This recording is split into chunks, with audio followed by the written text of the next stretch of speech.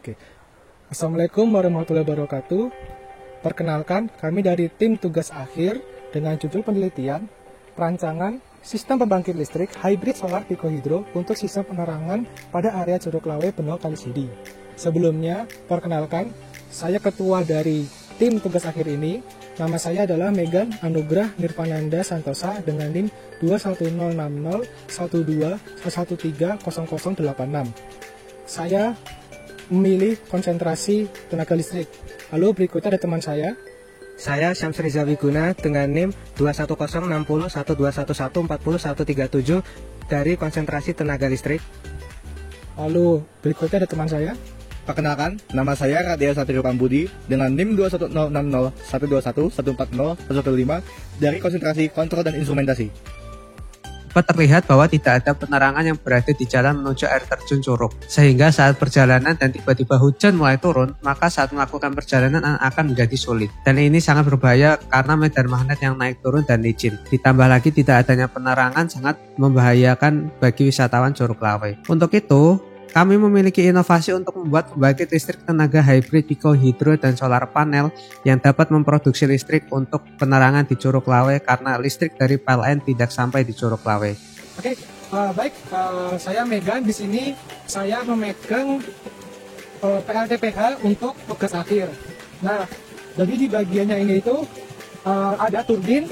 Ini saya menggunakan turbin yang memiliki 8 sudu dengan diameter 50 cm.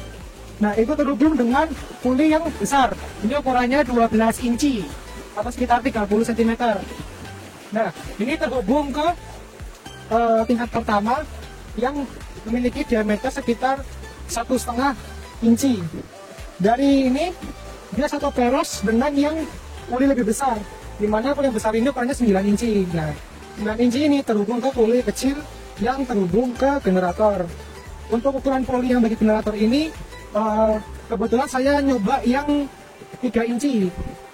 Nah, dari generator ini terhubung ke MCB dan ada kapasitor yang berguna untuk menjaga kestabilan tegangan.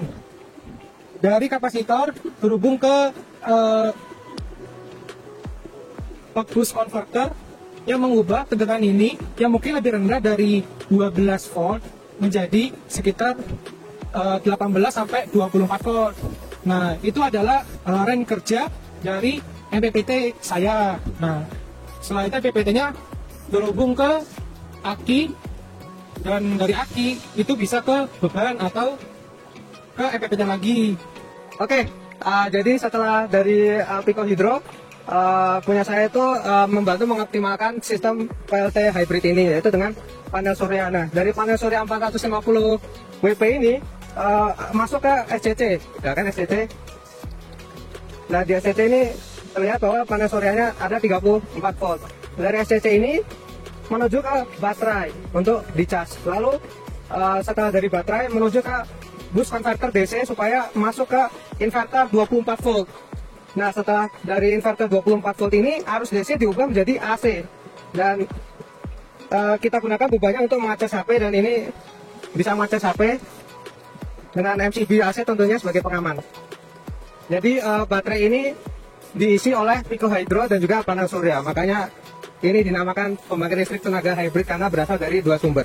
Kemudian ada sistem monitoring yang mengakuisisi data pembacaan nilai tegangan dan arus pada sumber listrik pikohidro, solar panel, dan beban. Nilai tegangan diakuisisi menggunakan rangkaian voltage divider pada pikohidro. Solar panel dan baterai menggunakan rangkaian optocoupler. Nilai arus didapatkan dengan menggunakan modul ACS 312 dan ACS 358. Untuk memvisualisasikan nilai pembacaan sensor tersebut, digunakan sebuah web server dengan framework Flash untuk menerima data dari sensor tersebut dan kemudian divisualisasikan kepada operator melalui web browser perangkat dengan menghubungkan perangkat tersebut kepada server melalui jaringan lokal seperti hotspot Wi-Fi. Sistem kendali generator dengan metode switching pada dummy load menggunakan controller PID untuk mempertahankan nilai tegangan generator saat terjadi pengurangan atau pelepasan beban secara perlahan maupun cepat. Dengan cara memberikan generator beban berupa dummy load yang bukaan jalurnya dikendalikan menggunakan modul MOSFET driver. Jalur ini dapat menutup kembali terjadi apabila beban asli kembali terhubung. Adapun hasil yang didapatkan pada download switching ini yang memberikan settling time rata-rata sebesar 280 millisecond dengan error rata-rata terhadap set point sebesar 0,895 volt saat terjadi pengurangan beban, serta settling time rata-rata 739 millisecond dengan error rata-rata terhadap set point sebesar 0,194 volt saat terjadi penambahan beban.